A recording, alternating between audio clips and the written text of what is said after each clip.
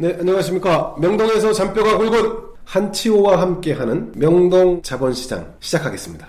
자, 한치호 교수님 옆에 나와 계십니다. 저 인사하시죠? 네, 안녕하십니까. 한치호입니다. 여러분들과 같이 경제 이야기를 해보는데요. 기존 경제학자들처럼 이야기할 게 아니라 그냥 생활경제처럼 쉽게 좀 풀어보는 그런 시간을 갖도록 하겠습니다. 생활경제, 쉬운 경제, 좋습니다. 거기다가 한 가지 더 돈 버는 경제까지 가보겠습니다. 오늘은 주식 고수로 거듭나고 있는 김상현 팀장도 함께 자리했습니다. 안녕하세요. 주식 중수 김상현 팀장입니다. 오늘 너무 점잖다. 중수에서 고수고 중간쯤에 계신데 네. 오늘 한치호 교수님 모시고 꾸름이 잔뜩 낀 한국 경제의 성장 관련된 이야기를 좀 나눠볼 텐데 그 전에 제가 좀 개인적으로 궁금한 게 좀 하나 있습니다. 예전에 말입니다. 2004년 5년도 그 이전만 해도 뭐 비자금이 수백억, 수천억 있다. 아니면 뭐 어디에 뭐 보물섬 얘기도 있고 뭐 금괴 얘기도 있고 국권화폐가 얼마 있는데 네가 나한테 일단 10억만 싸주면 나중에 거기서 해서 곱빼기 10배 해서 만들어줄게 뭐 이런 얘기들이 좀 있었어요. 항상 기자생활 열심히 하실 때 네네 그때 그렇죠. 그때 열심히 한참 열심히 네. 아 저거 어떻게 뭐지 저거 정말인가 할 때였는데 네, 저도 그때 명동 2000년에 들어와서부터 쭉 보면서 이제 많이 그런 분들한테 의뢰도 많이 받고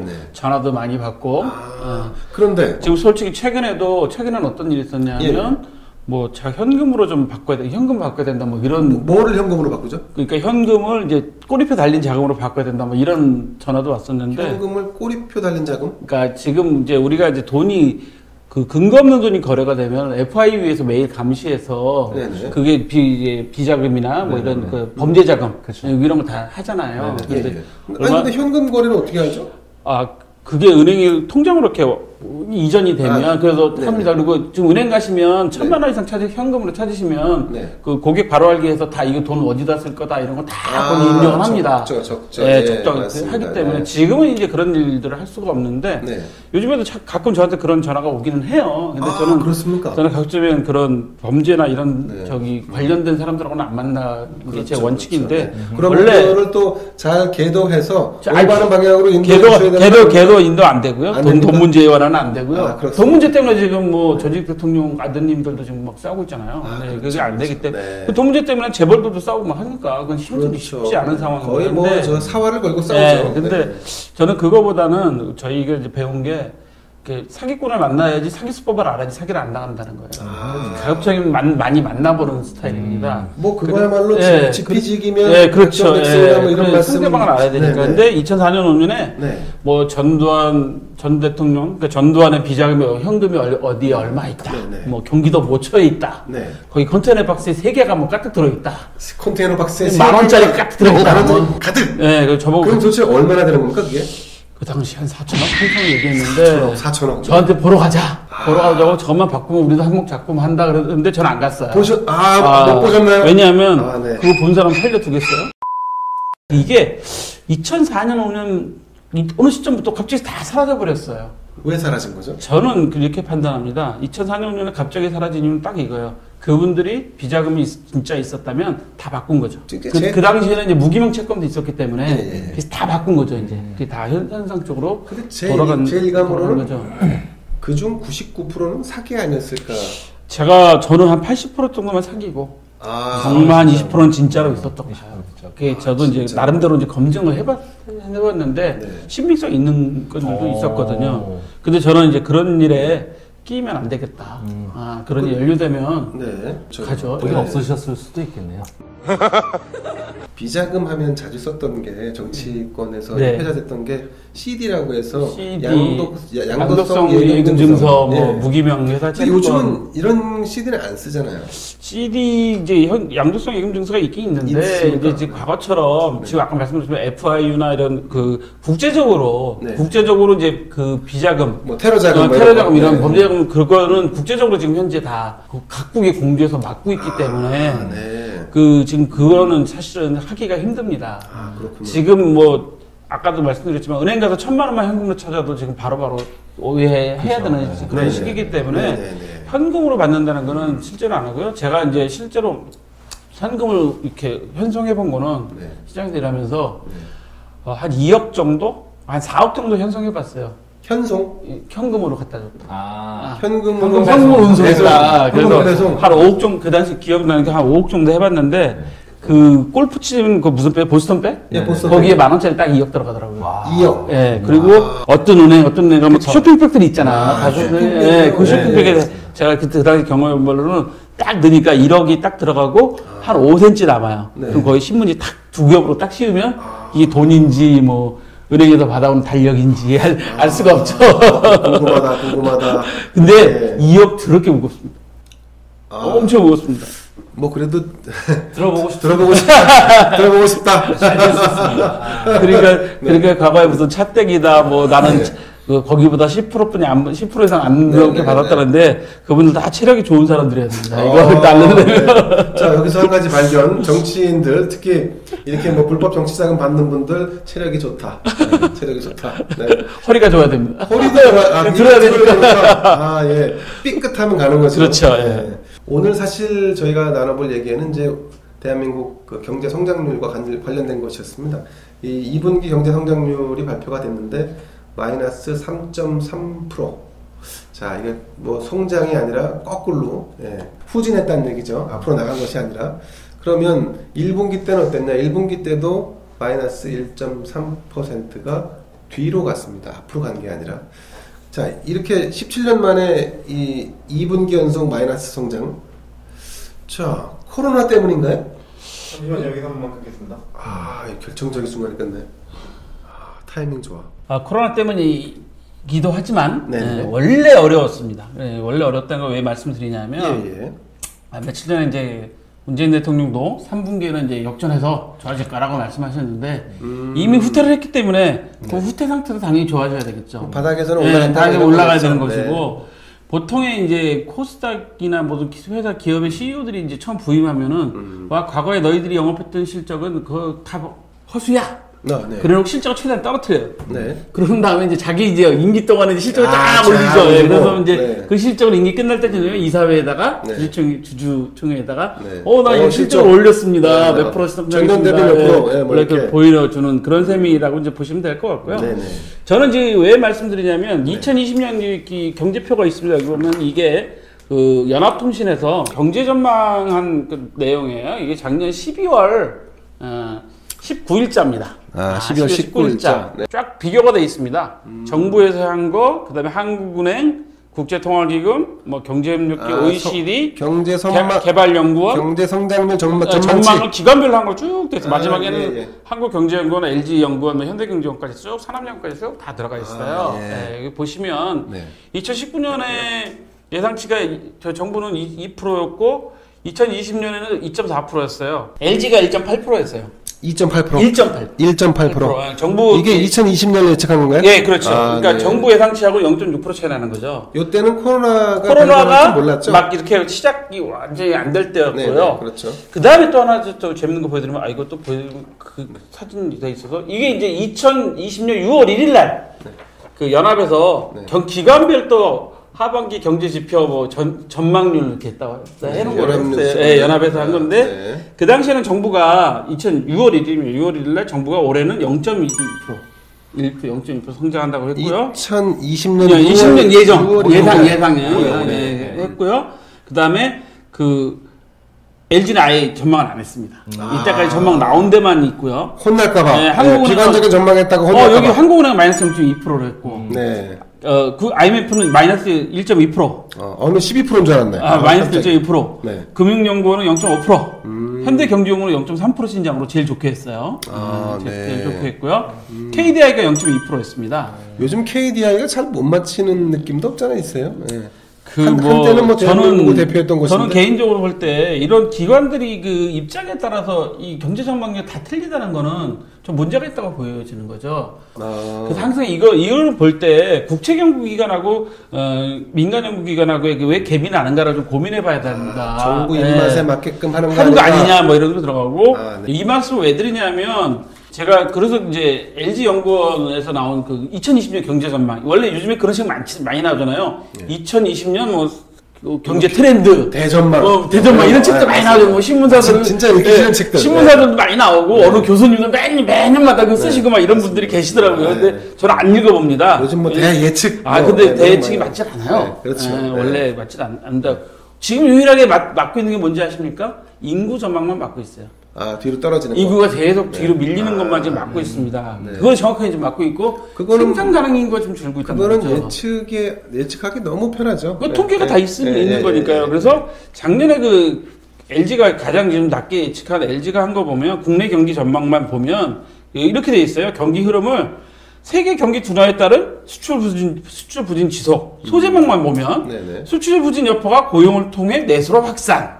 그러니까 수출 부진이 고용을 통해서 내수로까지 이제 확산된다는 거. 그다음에 생산 가능 인구 감소 본격화돼서 내수 경기 이중고.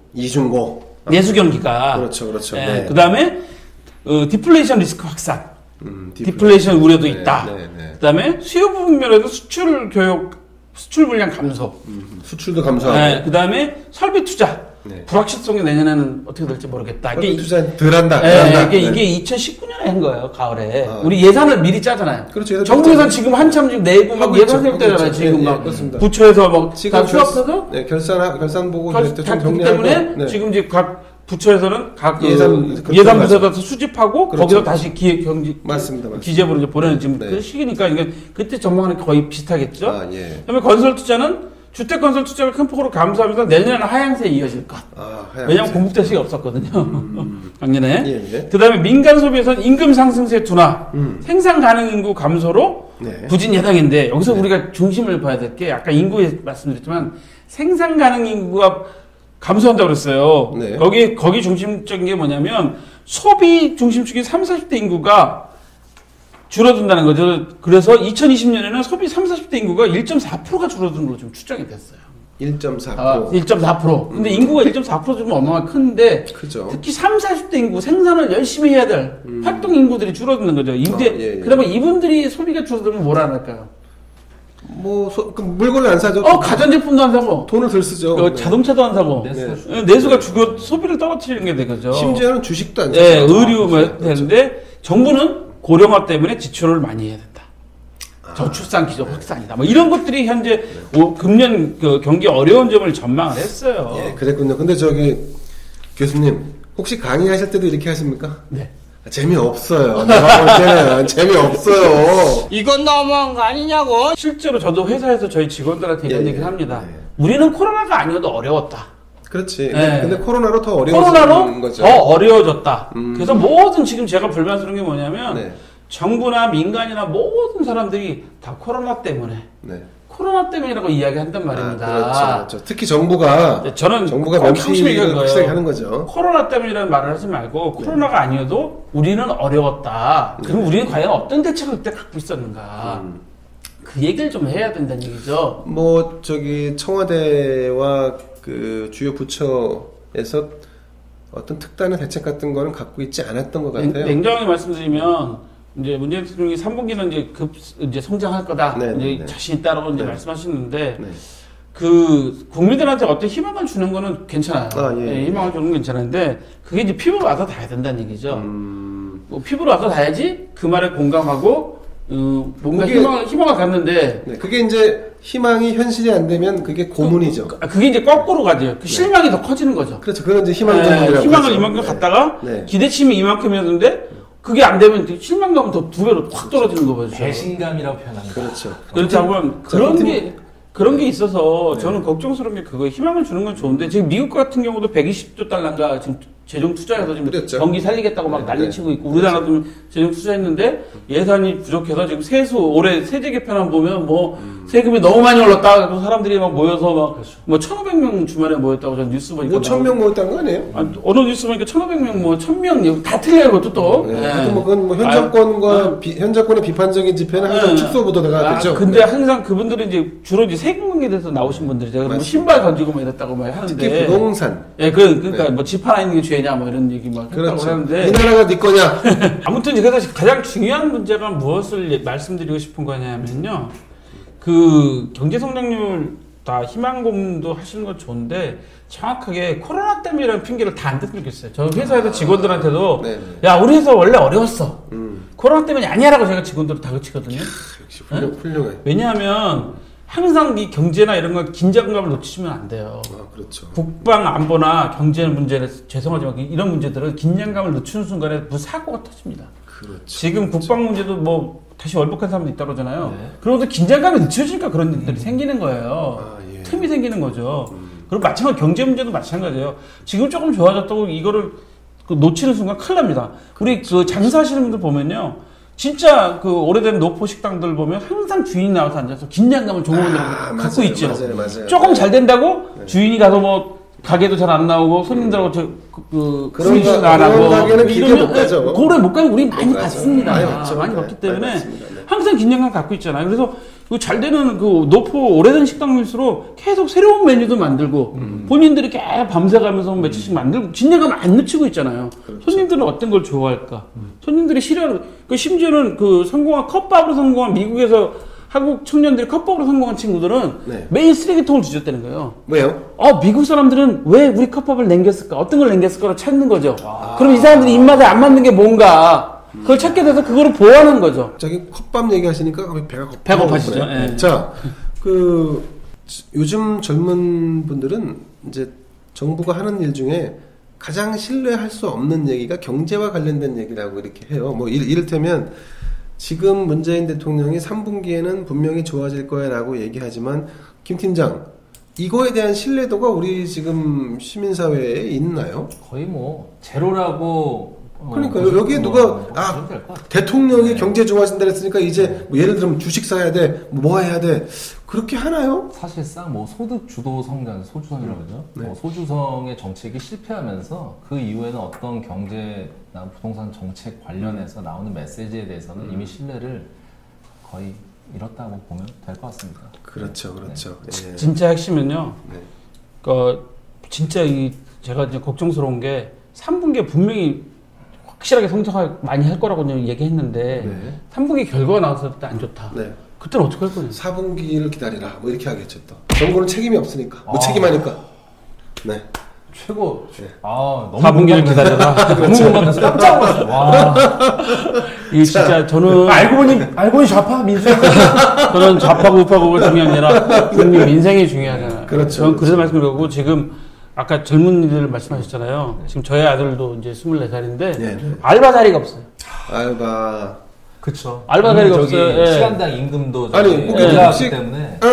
뭐 가격 없어요? 없어요. 지금 저희 아들이 무슨 S 샌드위치, 그다음에 팔자 들어가는 의류점 이런 데서 알바를 했었는데 이제 S 그 샌드위치점은 이제 원래 친구네 부모님이 하시는 거라서 그래서 좀 더 수월하게 할 수 있었는데 이제 지하철 그거는 이 친구가 이제 그래서 이 친구가 그래서 이제 못 하고 이제 딴 거로 이제 옷 파는 데로 이제 팔 버는 데로 갔는데 갔는데 재밌는 게 거기서 이제 알바를 하다가 이 친구가 이제 너무 정식 직원들을 알바생만 시키는 거예요. 입으로만 일을 하고 그러니까 그래서 이제 그만뒀는데 내가 그러면 또 막 혼냈어요. 야 이놈아 힘든 일도 해보고 그러면 아무도 알아야 되지 막 했는데. 그 다음에 바로 이제 이 코로나 사태 터지면서 어떻게 됐냐 했더니 기존 알바 다 잘렸다니까. 그랬군요. 기존 직원들도 그 회사는 기존 직원들도 지금 한 40~50명씩 막 지난번에 명퇴시켰다고 뉴스에도 엄청나게 크게 나오고 했어요. 그래서 문제는 뭐냐면 젊은 사람들 이런 일자리가 없었다는 거죠. 일을 하고 싶어도 못해요. 그래서 이제 정부가 국가 재정을 투입해서 이런저런 일자리도 만들고 뭐 아니면 뭐 투자 뭐 설비 뭐 해서 뭐 SOC도 하고 뭐 하잖아요. 그러니까 재정을 투입해서 경제를 살리는 거. 그게 우리가 기대하는 기대치까지 올라올 수 있나요? 반은 맞고 반은 틀려요. 반은 가능하고 반은 안 된다? 반은 틀리다는 거죠. 왜냐하면 여기서 노인 일자리 만든다고 해서 막 그 노인 일자리 자금 많이 투입했잖아요. 많이 했죠. 근데 실제로 가서 보시면 그것 때문에 노인들끼리 갈등을 해요. 갈등해요. 맞습니다. 아마 우리 맞습니다. 대표님도 잘 아시겠지만 왜 나는 해주고 너는 안 해주고 그래서 막 이장님하고 막 싸우고 그래요. 노인정의 주요 민원 중에 하나. 그 갈등이 많이 생겨요. 그리고 그 다음에 또 뭐가 있냐면 요즘에 우리가 노인 일자리 하는데 노인분들이 쉬운 일자리가 있다 보니까 다른 일을 안 하실라요. 노인들도 일을 하셔야지 건강합니다. 일본에서는 그런 사례가 실제로 있어요. 후쿠이 리포터라는 책을 보면 노인들이 반드시 시내로 나와서 물건을 사야지 싸게 줘. 운동을 하셔야 하는 거죠. 그렇게 건강하면 노인들이 건강하시면 뭐가 안 들어가죠? 사회적인 건강 관리 비용이 줄어드는 거죠. 그래서 구두심도 살리고. 그래서 외곽에 있는 노인들이 100원만, 그러니까 100엔, 우리나라도 한 1000원만 내면 시내까지 와서 여기서 물건을 사면 또 할인도 해줘. 그럼 또 들어가죠. 뭐 이런 정책을 한 거죠. 그러니까 그런 게 저는 노인들을 일을 막 시키자는 그런 게 아니라 적당히 건강도 하실 수 있는 일을 시켜드려야지 사회적 비용도 안 들어간다는 거죠. 그러니까 지금 제가 말씀드린 거에 반은 맞고 반은 틀리다는 얘기가 그거예요. 그래서 또 정부 재정을 투입해서 해야 될 일도 있습니다. 분명히 사회 SOC를 해야 돼요. 근데 지금 토목 안 한다고 막 그런 거 저는 정말 안타깝더라고요. SOC도 기본적으로 해야지 거기 투여되는 인력이나 비용 거기 사람들 뭐 여러 가지 그 주변 산업들까지 아니 이제 토목을 안 한다고 했다가 다시 추정해서 요즘 좀 하고 있어요. 생활 SOC로 SOC라고 하잖아요. 네. 그것도 참 웃기는 거예요. 그 이번에 오늘 제가 생활 SOC 하나도 안 웃깁니다. 저는 심각합니다. 왜냐하면 이 BTL 사업 오늘 언론에서 비판했더라고요. BTL? 예, BTL이 민자 사업이잖아요. 민자. 그 지자체장들이 예를 들어서 우리 시에다가 예술문화관을 민자 사업으로 유치해서 80% 민자로 해놓고 그 민자에다가 매년 30년간 얼마씩 임대를 주는 방식으로 했는데 그게 다 누구한테 가요? 국민 세금으로. 그 지역의 세민들 가는 거잖아요. 맞네. 그래서 반은 먹고 반은 틀리다는 얘기를 좀 좋습니다. 말씀드립니다. 네, 부동산 시장 경기가 살아나는 것이 우리 경제 성장률에도 도움이 되죠. 당연히 도움이 되죠. 자, 그러면 부동산 경기가 살아나려면 지금처럼 정부가 규제를 하면 안 되죠. 저는 그것도 반은 맞고 반은 틀려 이야기합니다. 자, 좋습니다. 자, 그러면 정부가 내가 너무 편을 들어줘. 아닙니다. 아닙니다. 이렇게 양분하는 거 좋습니다. 네. 정부가 그러면 지금처럼 경제 성장률이 마이너스 성장을 하고 있는 이때에 이 부동산을 규제로서 막으면 그러면 부동산 업자들이 건설을 덜 할 거 아니겠어요? 당연히 아까 제가 경기 예상에도 나온다고 했었잖아요. 그렇죠. 자, 그러면 이 정부를 운영하는 컨트롤 타워 입장에서는 이게 딜레마잖아요. 이거는 잘 생각하셔야 되는 게 이번에 진성준 의원이 마이크 꺼진 다음에 밥값이네 집값 안 내려간다는데 그 전에 김연아 전 의원이 한 말을 기억해 보셔요. 뭐라고 했는지 모르겠어요. 김연아 의원이 그때 그 얘기했죠. 급격하게 집값이 떨어지면 경제도 안 좋습니다. 충격 먹고. 그렇게 얘기하니까 그때 대답을 이제 진성준 의원이 이제 안 떨어집니다 이 정도 갖고 뭐 이러니까 아니 여당 의원이 그렇게 말씀하시면 어떻게 여당 국토위원이 얘기하면 이렇게 이제 문제가 됐던 거거든. 그 앞뒤 말을 잘 생각해 보셔야 되는 거고 제가 좀 더 기억하는 게 노무현 대통령 시절에도 뭐 어떤 일이 있었냐면 한덕수 경제부총리가 그 당시에 어떤 발표를 했냐면 부동산 대책을 발표하면서 정부도 부동산 가격이 급격하게 떨어지는 걸 원하지 않는다. 다만 우리 대책이 나오기 이전에 어느 정도 수준까지만 좀 떨어지는 게 경제의 충격을 흡수할 수 있다. 그렇게 말씀하신 기억이 지금도 생생해요. 뉴스 찾아보시면 다 나올 겁니다. 저는 그런 생생해요. 그래서 부동산 가격이 급격하게 떨어지는 건 결코 우리 경제에 도움이 되는 게 아닙니다. 근데 지금 떨어지는 게 아니라 그럼에도 불구하고 가격은 계속 오르고 있고 부동산을 시장에 더 수요가 많은데 공급이 부족하니까 공급을 해야 되는데 공급을 하려니까 또 공급하는 업자들 입장에서 수익이 또 안 나. 여기서 또 이제 또 누구 편이라기보다는 난 그분 정책이 맞다고 생각하는 거죠. 누구죠? 이재명 지사. 30년짜리 주택 얘기했잖아요. 예. 저는 이런 방식으로 사실 정부에서 중앙정부에서 해야 되는 거예요. 30년짜리 공공주택을 하는데 이재명 지사가 얘기했던 거 그거잖아요. 들어올 때 예를 들어서 뭐 보증금 1억만 내면 뭐 월 4인 가족 기준으로 해서 뭐 57만 원인가? 만 임대료를 내면 30년 동안 거기서 살 수 있다. 계속 30년으로 살 수 있게 해준다. 몇 평짜리죠?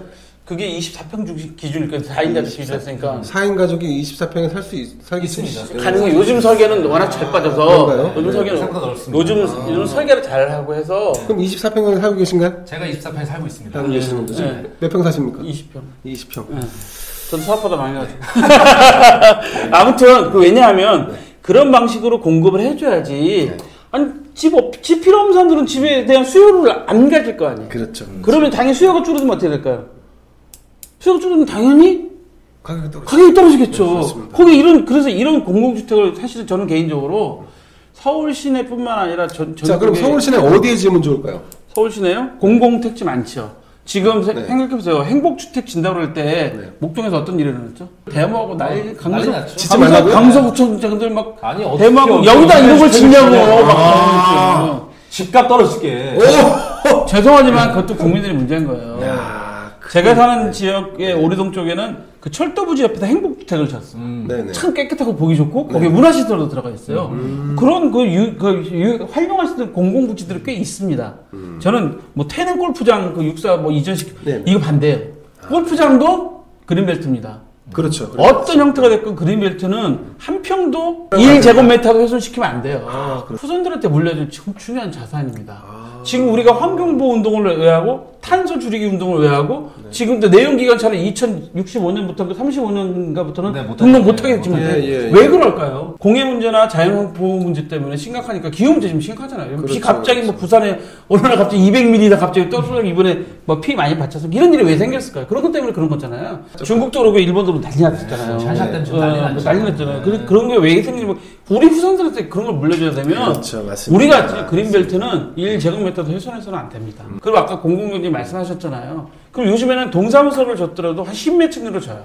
오류 이동인가 동사무소, 일종인가 동사무소 보면 동사무소에 있던 자리를 10몇 층으로 쫙 올리고 5층까지는 주민센터 겸 뭐 주민들 문화시설 만들고 그 위에는 행복주택으로 청년주택을 준단 말이에요. 그런 식으로 개발을 해서 누구나 들어올 수 있게끔 응? 저렴한 가격으로 들어와서 일정 기준 소득이 되면 그때 또 나가게 만들고 뭐 이런 제도를 공급해주면 뭐 집이 지금 당장 필요하겠어요?